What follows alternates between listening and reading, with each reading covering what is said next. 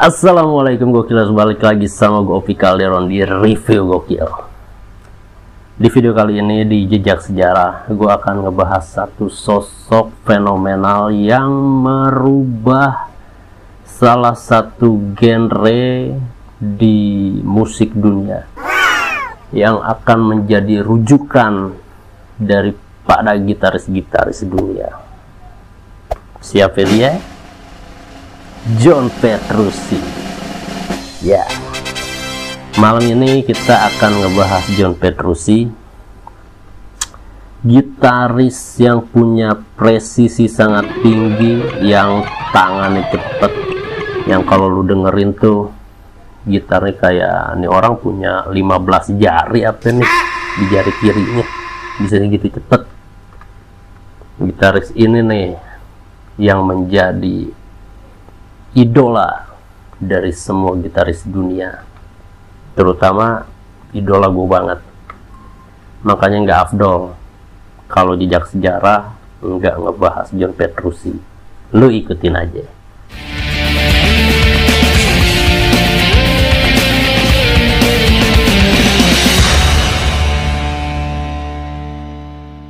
Nah, jadi gokilers, John Petrucci itu lahir ya dengan nama John Petrucci. Dia nggak ubah-ubah nama kayak Ozzy Osbourne, nggak ubah-ubah nama kayak banyak musisi-musisi lain di luar negeri, apalagi di Indonesia, yang nama aslinya siapa, nama panggungnya siapa, ya termasuk kayak gue gitu. Dia lahir dengan nama John Petrucci. Dia tuh lahir pada tanggal 12 Juli 1967 di Kings Park. Itu nama apa ya? Kalau di sini apa ya? Kelurahan kali ya? Kelurahan Kings Park lagi kita sebutnya. Itu di sebuah kota kecil di Long Island di New York. Tuh, benar berarti itu ya kelurahan ya kalau di sini ya. Nah, John Petrucci itu emang lingkungan keluarganya tuh terkenal religius dia. Nyokapnya sendiri soalnya orang gereja. Dia tinggal deket sama gereja. Nah, bokapnya ini dia tuh orang Itali aslinya. Nah, bokapnya juga jadi polisi di daerah situ. Jadi dari kecil ini John Petrucci tuh dia bisa dibilang udah akrab gitu, udah sohiban sama musik. Apalagi kan kakaknya sendiri juga dia tuh main keyboard kalau kakaknya. Cuman ya awalnya John Petrucci itu orangnya mageran, dia lebih senang tidur ketimbang disuruh kakaknya latihan. Tuh dia lebih milih tidur. Gue mager lah, apalagi kalau cakung gitu musim hujan, udah makin enak ya tidur. Cuman semuanya berubah tuh pas dia umur 12 tahun. John Petrucci itu senang dia ngedengerin lagu-lagu Iron Maiden sama satu lagi pionir metal yang kita bahas kemarin, Black Sabbath. Jadi John Petrucci itu senang banget ngedengerin lead gitarnya dari Tony Iommi, bahkan kayak langsung nanclep gitu di kepalanya. Buset, nanclep udah kayak panahan. Makanya dari situ tuh John Petrucci mulai dia mutusin buat serius buat belajar gitar itu di usia 12 tahun. Bener kan kata gue? Black Sabbath, Ozzy, Tony Iommi itu tuh jadi kiblat buat musisi-musisi dunia. Salah satunya John Petrucci ini. Nah, karena John Petrucci dia orang yang all out gitu. Buset, bahasa gue all out. Dia tipe orang serius, John Petrucci.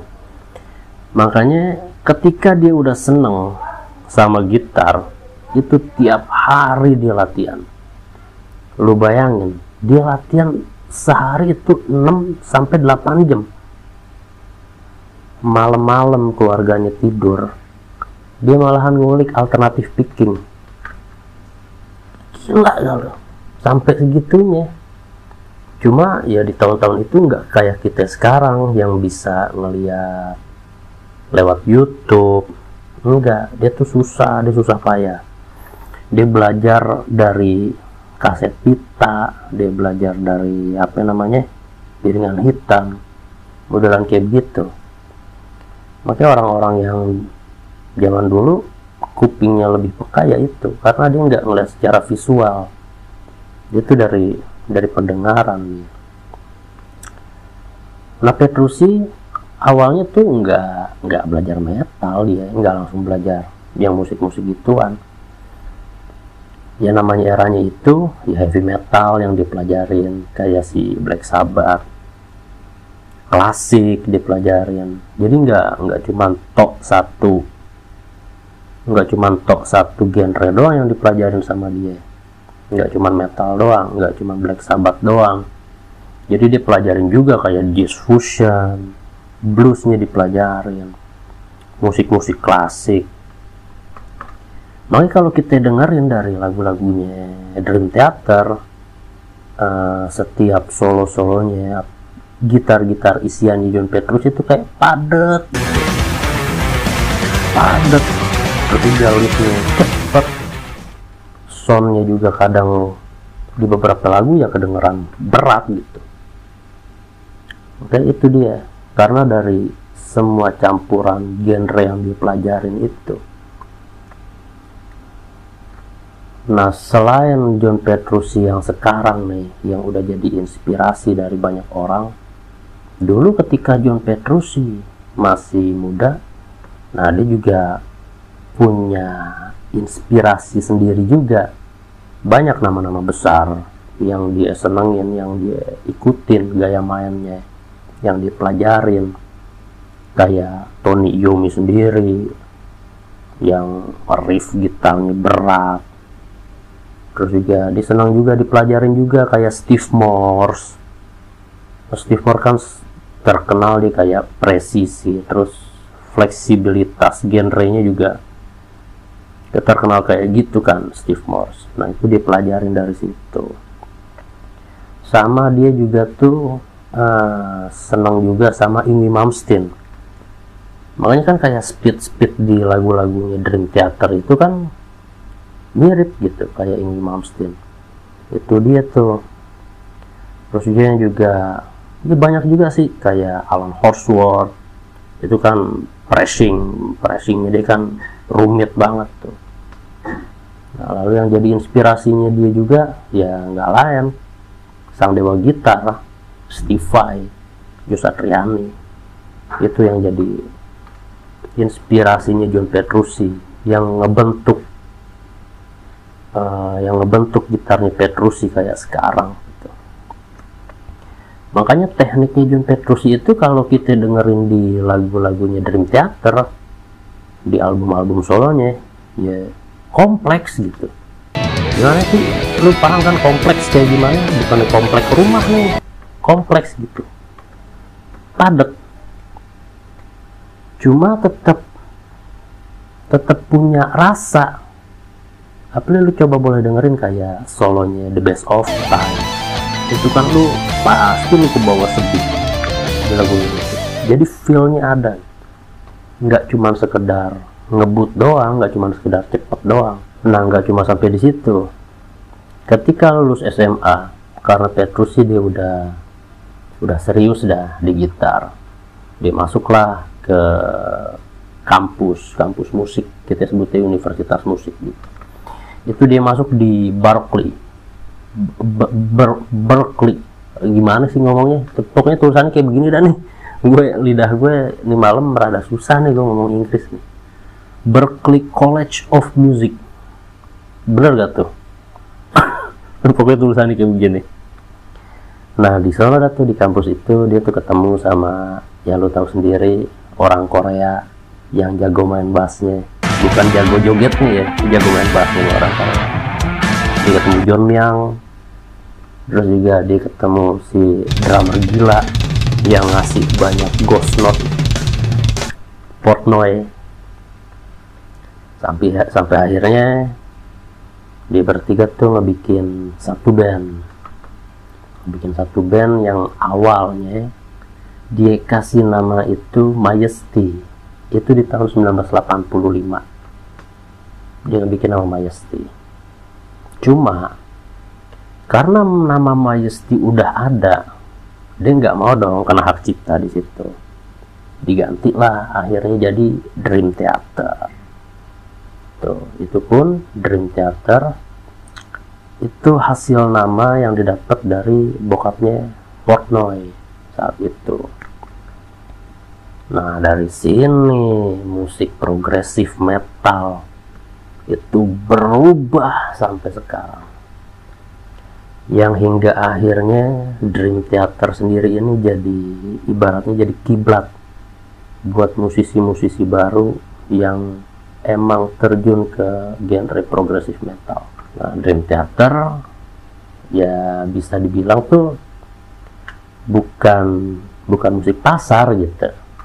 Di dalam artian bukan musik kayak pop yang ya pokoknya yang laku-laku di Indonesia lah, itu kan musik pasar gitu. Dream Theater tuh gak begitu. Dream Theater itu karena ini pertemuan mahasiswa jenius di musik, ya musiknya tuh lebih nonjolin ke skillnya. Sampai akhirnya Dream Theater tuh ngebikin album di tahun 89 yang dia kasih nama albumnya tuh When Dream and They Unite. Oh, bibir gua sampai begini tuh ngomongnya. Jadi ketika mimpi dan kenyataan bersatu. Cuman sayang di album itu tuh nggak kurang laris lah ibaratnya. Sampai akhirnya dia ngeluarin album kedua di tahun 92 tuh yang Image and the World. Wah, itu baru meledak tuh, gila begitu tuh. Bahkan sampai lagu ketika lagu Pull Me Under itu masuk ke MTV, itu tuh yang nonton di Amerika, di Eropa sampai bertanya-tanya gitu. Kamu nanya? Sampai bingung. Wih, gila, ini musik apaan? Padat banget. Terus juga ketukannya, temponya naik turun, berubah-berubah. Itu sampai ngebikin keheranan tuh. Makanya mendunia di situ Dream Theater lewat lagu Pull Me Under. Nah, ya Petrucci selaku apa ya, di Dream Theater tuh udah bukan tulang punggung lagi, malahan lebih kayak jiwanya nih, intinya Dream Theater. Karena Petrucci di Dream Theater itu bukan cuma sekedar gitaris. Petrucci juga banyak nulis lagu, terus juga arrangernya juga dia, belum lagi produsernya juga. Malahan sampai di album Metropolis Part 2 yang Train of Thought tuh, dia tuh ngasih bukti kalau musik rumit ya itu tetap bisa nyentuh hati.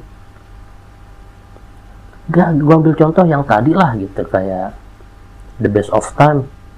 Lu dengerin dah dari awal sampai akhir, itu musiknya tuh kayak nanjak sampai klimaks.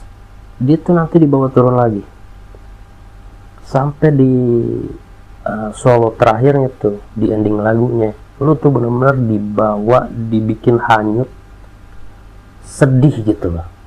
Tuh The Best of Time. Ya biarpun banyak lagu-lagu Dream Theater yang bisa nyentuh hati ya, tapi menurut gue itu lu patut lu dengerin tuh. Belum lagi kayak di album-album Octavarium. Jadi John Petrucci di situ tuh ngebikin musik ribet, tapi tetap masuk gitu, tetap punya jiwa, tetap ada rasanya. Nah, nggak lengkap kalau ngomongin John Petrucci, kita nggak bahas gear setnya nih. Salah. Gear set apaan sih itu bang? Jadi gear set itu kalau di dunia gitar, itu gitar apa yang dia pakai, amplinya apa, kabinetnya apa, efek-efeknya apa, ya itu disebutnya gear set kalau di dalam dunia gitar. Awal mulanya John Petrucci itu dia pakai gituan, Ibanez. Dia pakai Ibanez, lo bisa lihat kayak di video klip. Cuma kalau sekarang dia tuh udah keteken kontrak sama Ernie Ball Music Man. Nah, dia ngeluarin tuh seri Majesty di situ. Seri yang harganya gila. Itu gitar yang harganya lu bisa dapat secondnya juga 10 jutaan kali gitu. Ini kalau yang keluaran US ya. Itu gitar kenapa mahal? Karena John Petrucci itu ngerancang sendiri, dari bentuknya futuristik, feel-nya nih kalau misalnya lu pegang nih tuh ergonomis gitu, ngepas di badan. Mau lu kurus kayak gue, mau lu yang segede Petrucci itu, yang segede beruang grizzly, itu enak aja pas. Dan yang paling penting itu ada part hollow-nya di gitarnya itu yang dia rancang beda sama gitar-gitar pada umumnya. Makanya suara dari gitar signature-nya John Petrucci itu beda dari gitar lain. Terus selain gitarnya dia yang dari Music Man, collab Music Man Ernie Ball, dia juga pakai ampli Mesa Boogie. Nah, itu juga dia juga punya signature-nya dia juga tuh. Itu seri JP2C. Nah, seri itu gimana ya, aku kalau ngegambarin suaranya tuh, itu ampli tuh super fleksibel gitu. Jadi dia juga ya turun tangan langsung bareng sama si teknisinya, sama yang punyanya Mesa Boogie sendiri. Gue pengen begini, gue pengen begini, dia yang rancang sendiri. Beautiful sounding already.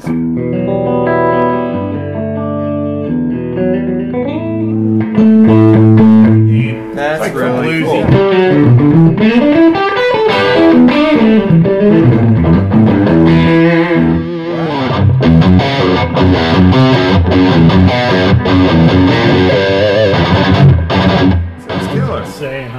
Really insane.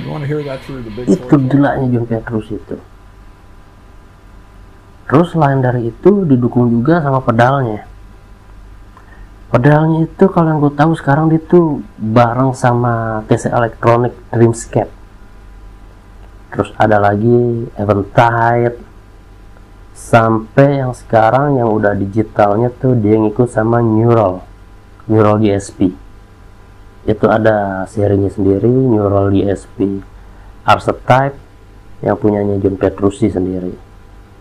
Jadi intinya, biarpun dari segi alat dia udah kayak gimana, tone-nya dia itu bukan cuma sekedar dari alatnya doang, tapi emang dari desain yang dia bangun sendiri sesuai kebutuhannya. Itu yang paling pentingnya. Karena dia punya cita rasa, ya udah harus dia yang meracik sendiri, kayak begitu. Lalu setelah gear set, kita juga harus bahas juga nih tekniknya Petrucci. Apa sih tekniknya Petrucci yang dia mainin sampai kayak begitu? Nah, yang pertama, Petrucci itu dia punya alternatif picking yang rapi tapi tetap brutal. Lu tahu sendiri kalau dia udah ngebut kayak gimana, gue berasa kayak jaringnya nih, ini ada jaring lagi, sini ada jaring lagi, sini ada lagi, sini ada lagi, kayak 15 jaringnya dia. Itu yang pertama tuh, dia ngandelin alternatif pickingnya dia yang rapi. Nah, yang kedua tekniknya dia tuh string skipping namanya tuh. Jadi ngebikin loncatan nada yang nggak biasa. Nah yang ketiga itu ya sweep picking gitu. Sweep pickingnya dia juga wah gila dah, sama legato.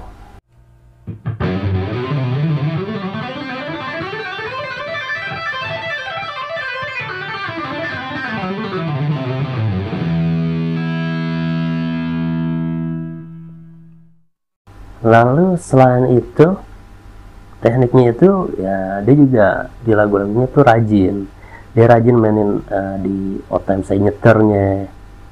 Dia pakai polyrhythm juga, sama vibratonya dia juga kuat juga gitu.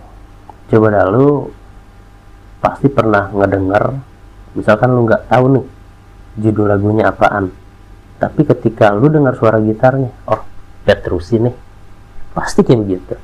Karena dia punya karakter yang khas. Dia kan punya proyekan juga kayak di Liquid Tension, terus di solo-solonya. Nah, ketika lu ngedengar, lu nggak tahu nih judul, Petrucci, ya udah pasti lu paham kalau gitu. Itu dia khas. Nah dia tuh udah nyampe ke titik itu gitu.